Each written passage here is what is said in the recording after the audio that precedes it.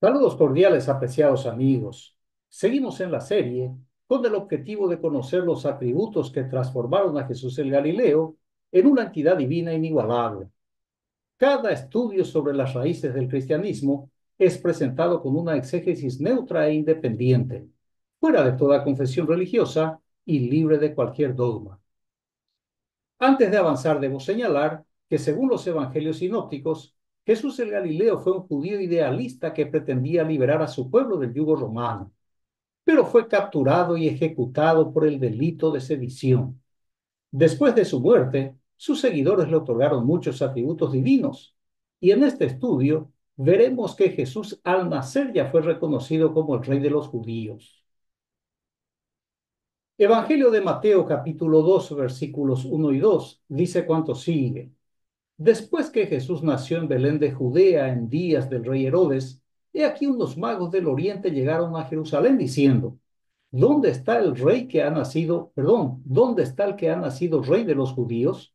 Porque vimos su estrella en el oriente y vinimos a adorarlo.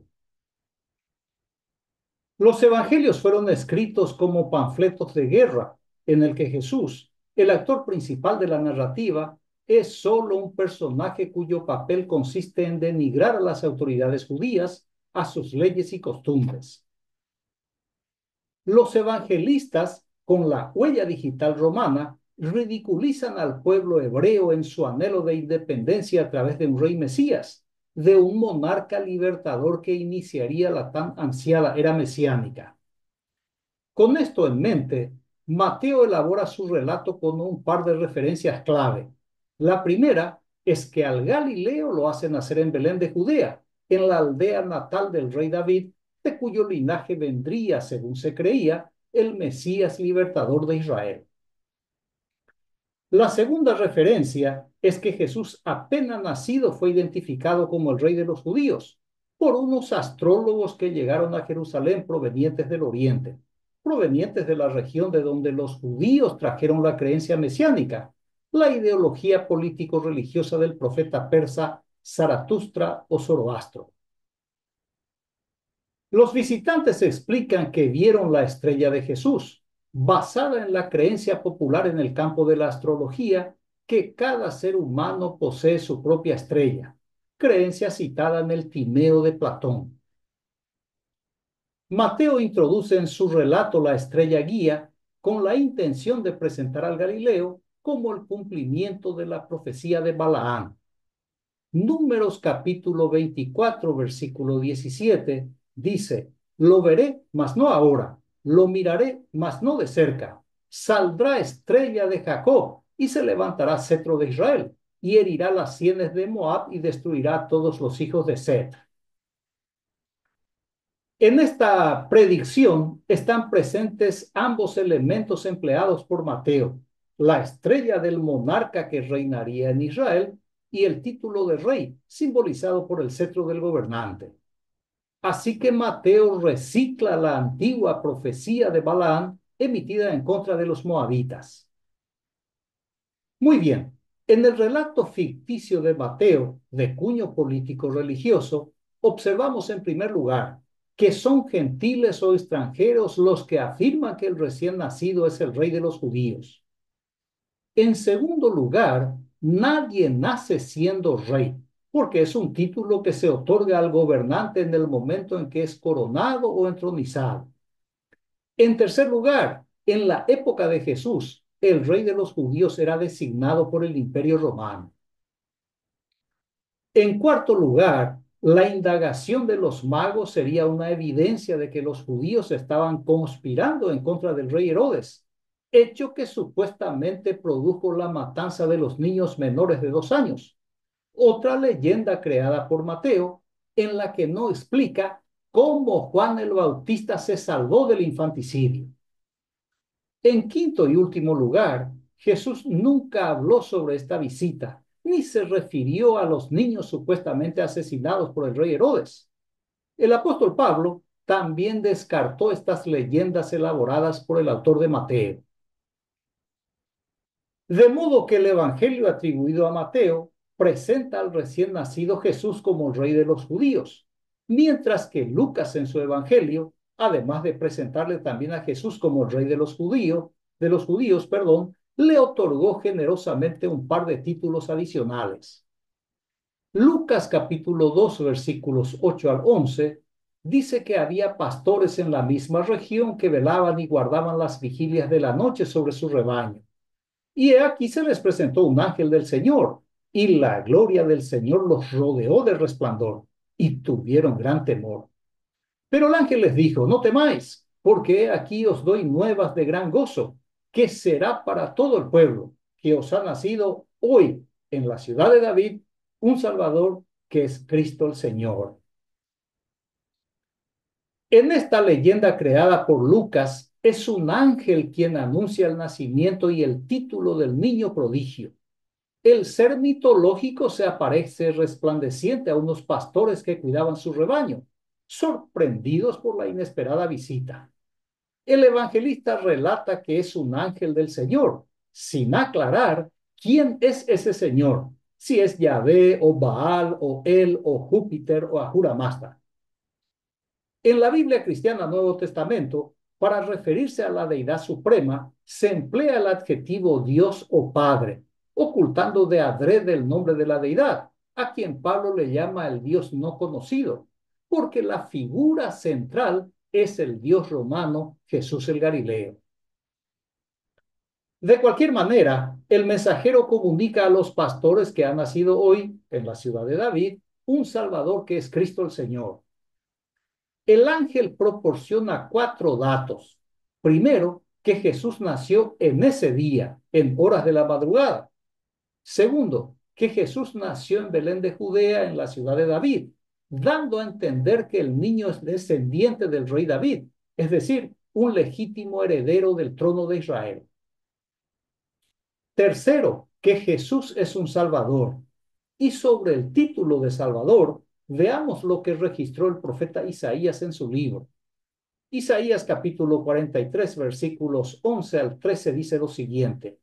Yo soy Yahvé, y fuera de mí no hay Salvador. Yo lo anuncié y los he salvado. Lo avisé yo, no un extraño entre ustedes. Ustedes son testigos, oráculo de Yahvé, como soy Dios. Yo lo soy desde siempre y no hay quien libre de mi mano. Yo lo tracé y ¿quién lo revocará?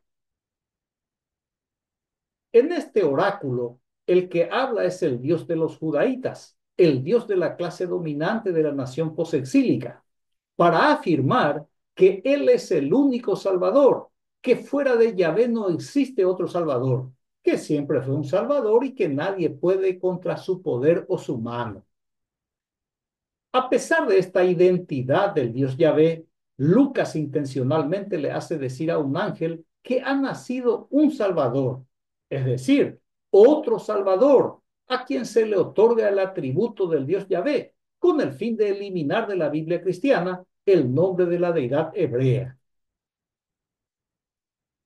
No pierda de vista que los evangelistas diseñan la imagen de Jesús el Galileo, del nuevo Dios romano. Por eso el ángel en su mensaje comunica que ha nacido Cristo el Señor. De modo que, en cuarto lugar, Jesús es el Señor o el Adonai, es el nuevo dueño o propietario del pueblo hebreo. Sin embargo, el mensaje angelical de Lucas contradice completamente la creencia judía proclamada por el profeta Isaías. Isaías 40:10 dice lo siguiente: He aquí que Jehová el Señor vendrá con poder y su brazo señoreará. He aquí que su recompensa viene con él y su paga delante de su rostro.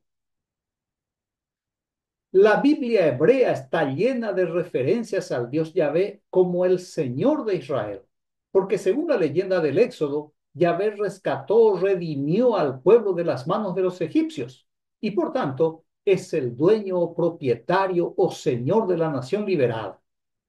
De cualquier manera, el Dios Yahvé es una deidad esclavista, porque liberó a su pueblo que era propiedad de los egipcios y le tornó esclavo suyo, con leyes degradantes de control, de manipulación y de explotación. Lucas elimina de su evangelio el señorío del Dios judaíta Yahvé y en su lugar instala al nuevo Señor, a Jesús el Galileo, como el nuevo dueño o propietario del pueblo hebreo. Así que Lucas supera a Mateo al presentar a Jesús como el legítimo descendiente del rey David y heredero de su trono, como el Mesías Salvador y como el Señor de la nación de Israel. Después de esta presentación de la recién nacida superestrella de los evangelios, veamos ahora la actitud de Jesús al inicio de su carrera política ante el título de Rey de los Judíos. Evangelio de Juan capítulo 1 versículos 47 al 49. Se relata allí que cuando Jesús vio a Natanael que se le acercaba, dijo de él: He aquí un verdadero israelita en quien no hay engaño. Le dijo Natanael: ¿De dónde me conoces? Respondió Jesús y le dijo: Antes que Felipe te llamara, cuando estabas debajo de la higuera te vi. Respondió Natanael y le dijo: Rabí, tú eres el Hijo de Dios, tú eres el Rey de Israel. En el Evangelio platónico de Juan, Jesús es el demiurgo, el Dios creador. El Galileo es nada menos que el arquitecto del universo. Con este concepto filosófico tan alto, nada impidió al escritor nombrar Rey de Israel a Jesús. Al final, lo que está produciendo es una narrativa político-religiosa, mediante relatos carentes de veracidad y credibilidad. Por eso no le debe extrañar que en este relato Natanael identifique al Galileo como el rey de Israel, sabiendo que nunca fue designado como tal ni ocupó trono alguno. Pero al evangelista no le interesa la verdad, sino la propaganda de su ideología religiosa. Por eso en su narrativa, Jesús no rechaza la afirmación de Natanael y con su silencio la confirma. Es decir, que el Galileo se veía a sí mismo como el rey de Israel. Esta actitud conspirativa preocupó a sus parientes. Preocupó y fueron a buscarle para llevarlo a su casa. Mateo capítulo 3 versículos 20 y 21 dice: Después entró Jesús en una casa y otra vez se juntó tanta gente que ni siquiera podían comer él y sus discípulos. Cuando lo supieron los parientes de Jesús, fueron a llevárselo, pues decían que se había vuelto loco. El temor de los parientes es que Jesús sea acusado de sedición, pero lo que el autor quiere es transmitir la valentía del Galileo, quien contra viento y marea lograría su objetivo. Esta misma idea se reproduce en el Evangelio de Juan, en el capítulo 10, versículos 19 y 20.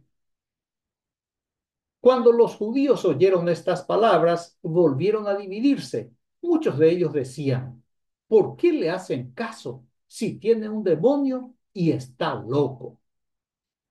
Al comparar el contenido de la Biblia cristiana con la verdadera historia de la nación de Israel, el loco no es Jesús, sino la persona que cree que Jesús fue el rey de Israel.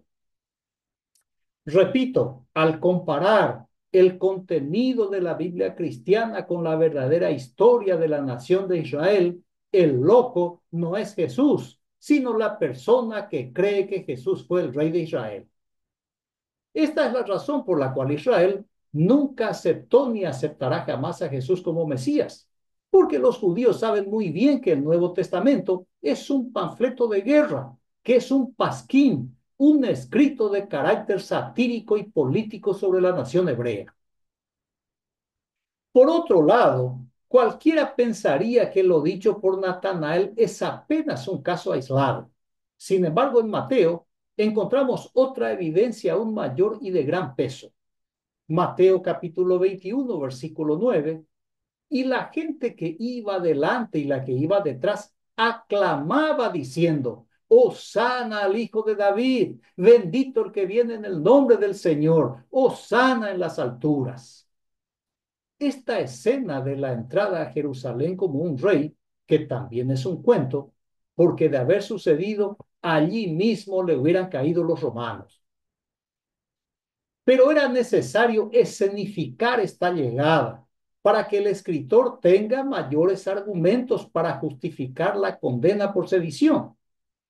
Pero sigamos adelante, como si el relato fuera veraz, para destacar que la gente en Jerusalén aclamaba a Jesús diciendo, Hosana al Hijo de David. Hosana es la expresión hebrea que significa sálvanos, con la que Mateo legitima al Galileo como el Salvador de Israel y resalta que la independencia o salvación es el anhelo de todo el pueblo. La frase Hijo de David identifica al Galileo como el rey de Israel y es complementada por la parte inicial del verso 26 del Salmo número 118, en el que Mateo sustituye el nombre del Dios Yahvé por el título de Señor. Por tanto, en este relato, Jesús ingresa a Jerusalén como si fuera el rey de Israel y el Galileo no rechazó la aclamación del pueblo. Veamos ahora lo que el supuesto rey de Israel hizo el mismo día en que fue aclamado. Mateo capítulo 21, versículos 12 y 13. Y entró Jesús en el templo de Dios y echó fuera a todos los que vendían y compraban en el templo, y volcó las mesas de los cambistas y la silla de los que vendían palomas, y les dijo, escrito está, mi casa, casa de oración será llamada, mas vosotros la habéis hecho cueva de ladrones.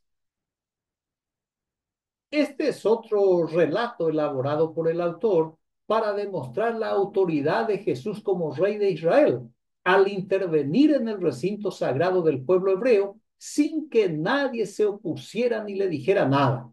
En pocas palabras, el Galileo hizo lo que hizo porque es el rey de Israel. Pero en la práctica, ningún monarca judío actuaría con semejante irreverencia, porque es un acto terrorista, donde un fanático radicalizado, a la luz del día y delante de la gente, comete varios crímenes, como sacrilegio, profanación, destrucción de propiedades de los trabajadores autorizados para operar en el espacio sagrado, violencia contra personas devotas y contra el personal del templo, a quienes desalojó por la fuerza, violencia verbal y acusación de ladrón a toda la gente presente sin distinción alguna. Ahora, ahora vea cómo cambia bruscamente el talante del rey de los judíos. Mateo capítulo 21, versículos 14 y 15, que son los siguientes, dice lo siguiente. Y vinieron a él en el templo ciegos y cojos y los sanó. Pero los principales sacerdotes y los escribas, viendo las maravillas que hacía y a los muchachos aclamando en el templo y diciendo, Hosana al Hijo de David, se indignaron. El rey de Israel, un personaje ficticio en los evangelios, después de desalojar el templo, recibió la visita de ciegos y cojos. Quizás se trate de la gente que no pudo escapar de su furia por las limitaciones para ver y correr. Pero curiosamente, los sumos sacerdotes y los escribas se quedaron en el templo. El autor del cuento los dejó allí para que vieran las sanaciones realizadas por el rey curandero y a la gente corear Hosana al Hijo de David. ¿De dónde sale este coro? Pues de que todo el mundo ya está afuera. El escritor los pone como testigos porque son los enemigos del iracundo monarca. Por eso añade que los religiosos se indignaron, que se irritaron ante semejante espectáculo. Jesús no se opone a la aclamación de la gente, precisamente porque la intención del autor es convencer al lector de que el Galileo es un ser divino, porque nadie le pudo detener y siguió haciendo maravillas mientras oía el coro de la gente que lo ensalzaba sin parar. Pero la magia se acabó y Jesús tuvo que enfrentar su propio pecado, o mejor, la serie de delitos que impunemente cometía en contra de la ley del Dios Yahvé, de las costumbres y de las autoridades judías. Evangelio de Juan capítulo 18, versículos 33 al 35, dice que entonces entró Pilato otra vez en el pretorio y llamó a Jesús y le dijo, ¿eres tú el rey de los judíos? Jesús respondió, ¿dices tú esto por tu cuenta o te lo dijeron otros? Respondió Pilato, ¿acaso yo soy judío? Tu nación y los principales sacerdotes te entregaron a mí. ¿Qué hiciste? La convicción del Galileo como rey de Israel se observa en su arrogante respuesta al juez de su causa, a Poncio Pilato, el prefecto romano de Judea. La acusación es clara. Jesús se arrogaba el título de rey de los judíos sin que fuera nombrado por las autoridades judías ni romanas. Y como el Evangelio es de origen romano, el escritor aclara que son los judíos quienes acusan al Galileo y le entregan al poder romano para que sea sentenciado a muerte. Evangelio de Juan capítulo 18, versículo 37, sigue la narrativa diciendo, le dijo entonces Pilato, ¿así que tú eres el rey? Jesús respondió, tú dices que soy rey. Yo para esto he nacido y para esto he venido al mundo, para dar testimonio de la verdad. Todo el que es de la verdad oye mi voz. En esta escena teatral, en otra pregunta de Pilato, y esta vez en forma jocosa, le dice al detenido, sí que tú eres el rey. El acusado sigue firme en su convicción y confiesa que ser rey es la razón de su vida, que para eso nació y que con esa misión vino al mundo.